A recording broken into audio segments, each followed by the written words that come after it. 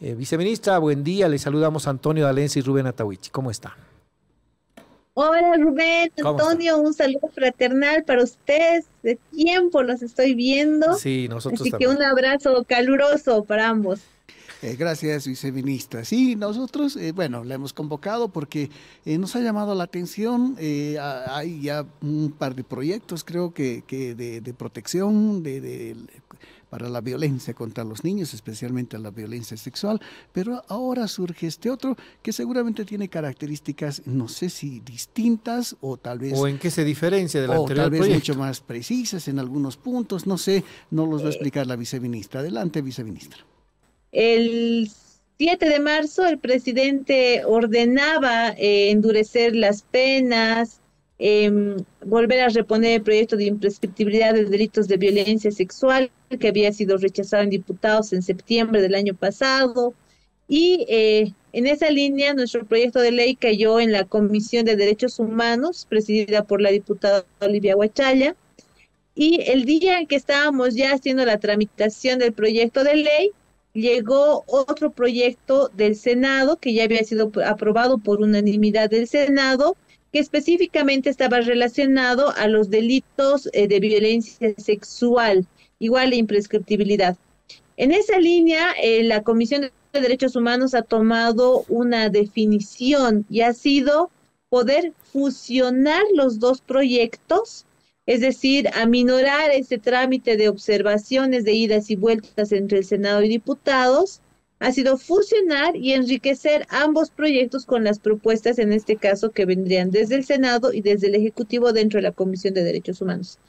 Ese trabajo se lo ha realizado la semana pasada. Han estado todas las fuerzas políticas, ha estado Comunidad Ciudadana, está el Movimiento al Socialismo con sus dos corrientes, ha estado el Senado, también ha participado en la Comisión de Derechos Humanos de Diputados, ha estado el órgano ejecutivo a través del Viceministerio de Igualdad de Oportunidades y se ha logrado fusionar los proyectos y tener, bueno, un tercer proyecto, ¿no? Y en este proyecto se mantiene la imprescriptibilidad de la acción y de la pena de los delitos de infanticidio y de violencia sexual. Por otro lado, se ha establecido el derecho a la verdad en el ámbito judicial para que los casos que hubiesen prescrito hoy a la fecha, los que han pasado hace 10 o 11 años, puedan ir al sistema judicial sin una sanción penal, sin una sanción de presidio, pero que van a poder ser investigados, van a poder ser esclarecidos, se va a poder escuchar a las víctimas, se va a poder investigar esos casos. Y por último, que bueno, es realmente importante para nosotros, es la implementación de asistencia integral obligatoria por el Sistema Único de Salud, por el sistema de protección que incluye DNAs, SLIMS, CDEPOS, CDGs, también por los sistemas de asistencia a la víctima como CEPDAVI y otros que pudieran existir como los que se han ido formando en los últimos años en el sistema educativo. Es decir, toda esta obligatoriedad de asistencia a la víctima, que además de la legal, incluye la psicológica, la psiquiátrica y la médica. Y finalmente se ha generado todo un fortalecimiento a los sistemas de información, tanto del SINA como del CIPASE, para generar monitoreo, la obligatoriedad de cargado de información en los sistemas de los municipios, del Ministerio Público, del órgano judicial, de la policía y de todas las instancias que intervienen en la ruta de atención a víctimas de violencia, violencia sexual. Y eso en grandes rasgos, es decir, es un proyecto fusionado, consolidado, pero creo que para mayor realce es que cuenta con el apoyo de todas las fuerzas políticas y en este caso incluidas las del Senado. A ver, para aclarar, viceministra, dos preguntitas. Ese proyecto de ley de imprescriptibilidad de delitos sexuales que ha sido presentado por la ministra de la Presidencia, Marianela Prada, el año pasado y no ha sido considerado por la Asamblea Legislativa, se fusiona a este segundo proyecto que presentó el presidente Luis Arce el 7 de marzo y más a este que se ha tratado en la Cámara de Senadores, por un lado. Lo otro, ¿cómo es que delitos sexuales que han transcurrido hace 11 años van a ser revisados pero sin ninguna sanción? ¿Cómo se entiende estos dos puntos, por favor, viceministra? Adelante, Claro, viceministro. sí, en tu primera consulta es así. Lastimosamente, el debate de la gestión pasada, cuando se rechaza el proyecto de la ministra de la Presidencia, no obedeció a un tema técnico, sino obedeció a una política que lastimosamente se llevó por delante a las víctimas. En este caso, el primer proyecto del Ejecutivo sí es muy parecido al que se aprobó en el Senado, pero ya en esta fusión se ha podido incorporar todo lo que es derecho a la verdad, todo lo que es asistencia integral, todos los sistemas de información y además la obligatoriedad de incorporar protocolos de investigación y de juzgamiento con perspectiva de género y de niñez. Es decir, es un proyecto mucho más consolidado, pero yo resalto que una de sus cualidades principales es que tendría el apoyo de las fuerzas políticas, de las distintas fuerzas políticas. En lo segundo, ¿qué es lo que sucede? Nosotros no podríamos declarar la imprescriptibilidad de hechos que hubiesen ocurrido antes de la promulgación de esta ley, de esta que estamos proponiendo. En ese momento, las víctimas que van al sistema judicial, lastimosamente, al momento de presentar sus denuncias, los jueces les cierran las puertas por el tiempo transcurrido, es decir, porque la regla de prescripción que está en el Código de Procedimiento Penal les aplica a sus casos. Y en casos de violencia sexual, algo que no se consideró es que este tipo de hechos son muy complejos cuando estamos hablando de niñez y adolescencia, porque ocurren en la casa, pasa en los hogares, muchas veces con encubrimiento de sus propios familiares, quienes debieran darles protección son sus agresores y los encubridores de este tipo de hechos.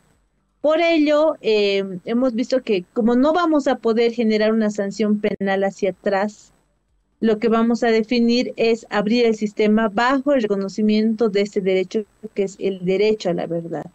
El derecho a la verdad básicamente está orientado a ese tipo de hechos, ¿no? De graves violaciones a los derechos, las graves afectaciones que han... A ver, tenemos problemitas en la última parte. Pero al no poder incorporar sanciones penales, hacemos esa incorporación dentro del sistema judicial, ¿no? Con la imposible investigación, o sea, eso no está prohibido, se puede investigar. Hacemos el establecimiento, el esclarecimiento de los hechos, eso también se puede, y por tanto, ya en materia de derechos humanos o dentro de un marco internacional de derechos humanos, sí puede constituirse como una medida de reparación, por lo menos abrir el sistema y establecer y esclarecer los hechos. Sin embargo, ¿qué sentido tendría entonces el establecer la imprescriptibilidad de estos delitos si no se va a sancionar? ¿Se ha hecho esa pregunta, viceministra? Bueno, si conocieras a las víctimas de violencia sexual, con seguridad te dirían que no tienes, o que lo que me estás diciendo no se ajustaría a la realidad de lo que vive una víctima de violencia sexual. A ver, dos cosas. La imprescriptibilidad va a ocurrir a partir de la promulgación de la norma, porque la regla general es que la norma es para lo venidero, es decir, para lo que viene. Entonces, una vez que se promulgue, ya aplicamos la regla de imprescriptibilidad. Para las causas anteriores, a esas causas que el sistema en ese momento les cierra las puertas, lo que vamos a hacer es abrirles la puerta. Ahora, digamos, en casos, y lo digo con mucho respeto, y incluyo a mi familia inclusive, en todas las familias tenemos a las abuelas, tenemos a las tías, en muchos casos a nuestras propias madres, que han sido sobrevivientes de violencia sexual. Que la violencia sexual que han sufrido en su momento desde niñas o cuando eran niñas, o ha sido naturalizada o ha sido acallada o ha sido ocultada por ellas mismas, porque ese es un trauma que genera la violencia sexual. Claro. Y cuando se decide hablar, muchas veces pareciera demasiado tarde. Y en ese momento el sistema de justicia culpa a las víctimas por demorarse en denunciar, por demorarse en tomar el valor y la conciencia de los delitos de los que son víctimas o que han sido víctimas. En muchos casos, también las víctimas deciden hablar cuando los agresores, que muchas veces están en las familias, ingresan o intentan agredir a sus propios hijos. Ese es generalmente uno de los móviles que motiva a las víctimas en defensa de otros a poder hablar, a poder denunciar. Y solamente con que el Estado pueda escuchar, que se cuente con un documento oficial que establezca que estos hechos sí han existido, pese a que nadie les ha creído, que establezca que existen agresores dentro de ese seno familiar y se los puede identificar, se los pueda señalar, ya es un acto de reparación. Evidentemente, las reglas del debido proceso no nos permiten poner una sanción de cárcel, pero sí nos permiten establecer o esclarecer estos hechos, abrirles las puertas a las víctimas, es decir, poder generar esta primera medida de apertura estatal. Yo sí te creo que generalmente se dan en las manifestaciones sociales, en las manifestaciones de organizaciones, principalmente de mujeres, a las que nadie les cree cuando les dicen que han sido abusadas o han sido violentadas. Yo sí te creo, se traduce en el derecho a la verdad, a la posibilidad de que oficialmente el Estado reconozca que esos hechos han ocurrido. En casos de violencia sexual, es una medida de reparación en sí misma.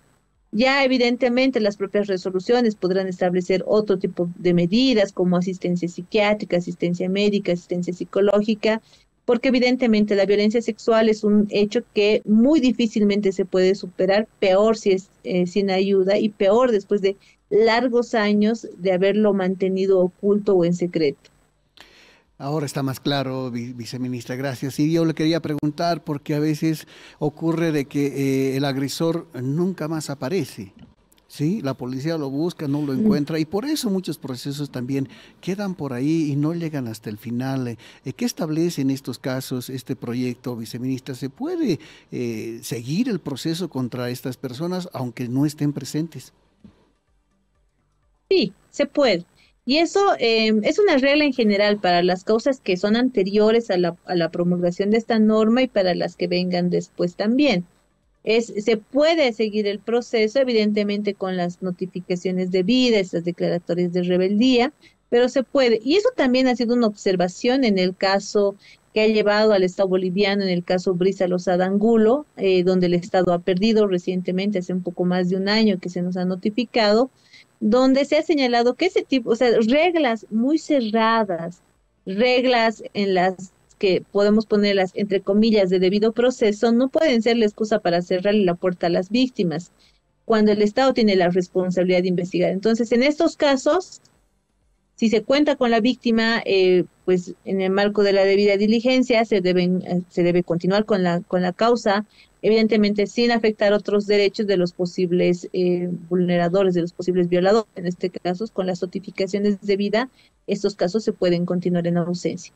Ahora que usted nos dice, viceministra, que más o menos hay un acuerdo o coincidencia en estas tres fuerzas políticas, ¿para cuándo se prevé que pueda ingresar ya a su tratamiento este anteproyecto de ley único, según tenemos entendido?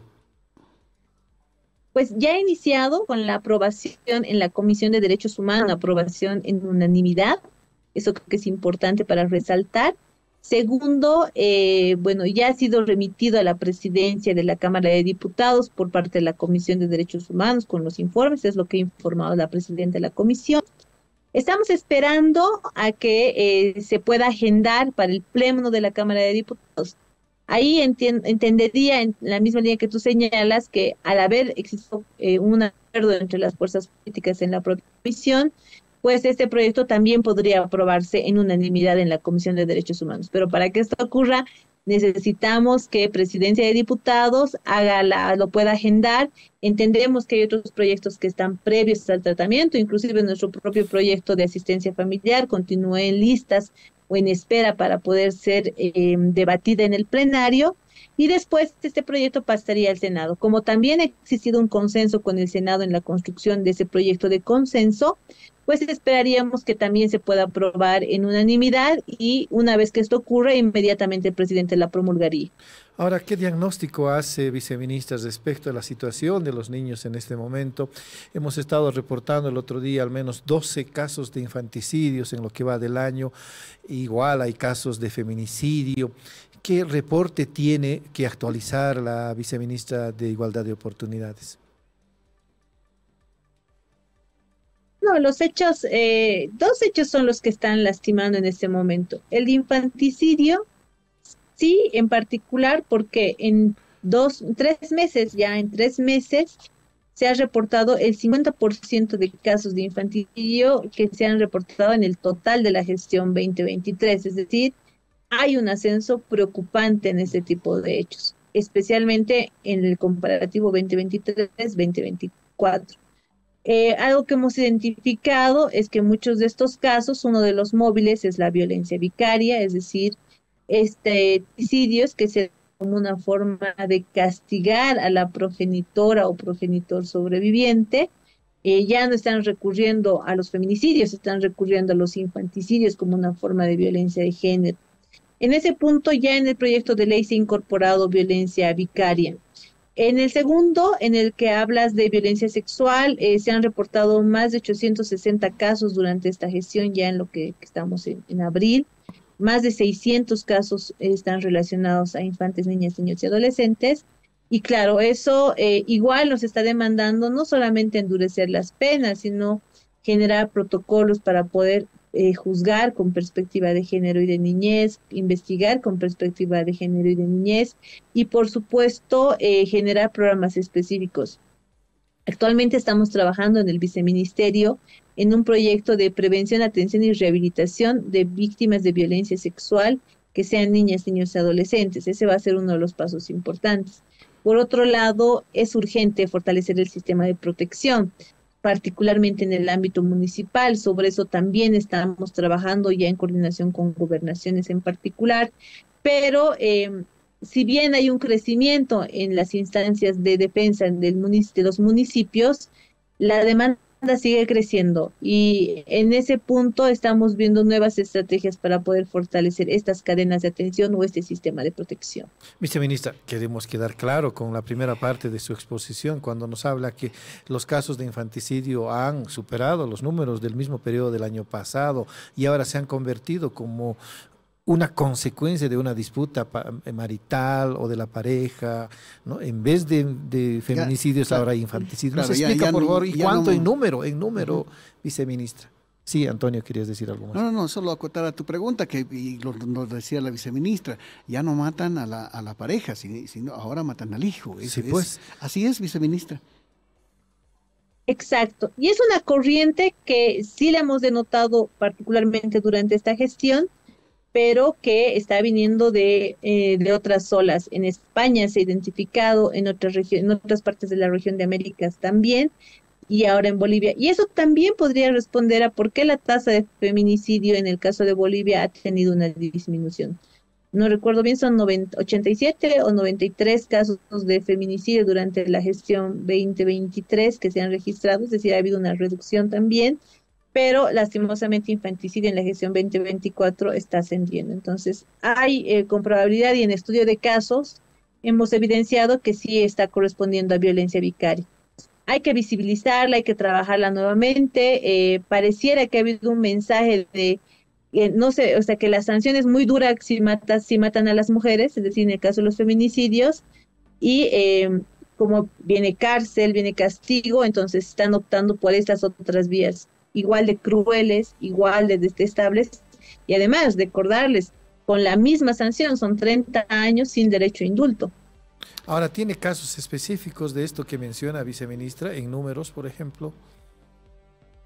No, en números no, pero en los más crueles, el caso de El Alto de Ciudad Satélite, sí, ese es un caso de violencia vicaria. O sea, ha sido una forma igual de castigarla, ¿no? Y si tú te das cuenta en los resultados, realmente la afectación más dura ha sido sobrevivir a sus propios 2 hijos, ha sido hacer básicamente presenciar el asesinato de ambos y claro, o sea, esa es una nueva forma de violencia que se está generando.